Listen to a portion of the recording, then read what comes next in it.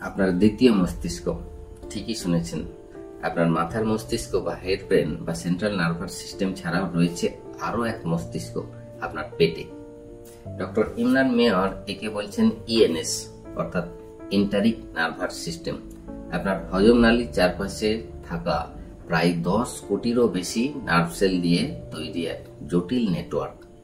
ENS বা গাট brain প্রভাব ফেলে আপনার হজমে, তার সঙ্গে সঙ্গে বার্তা পাঠায় মস্তিষ্কে, তার সঙ্গে সঙ্গে সেরোটোনিন, ডোপামাইনের মতো নিউরোট্রান্সমিটারও তৈরি করে।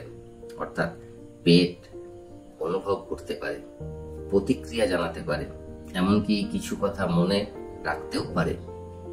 অর্থাৎ ঠিক যেন নিজের মতো করে ভাবছে।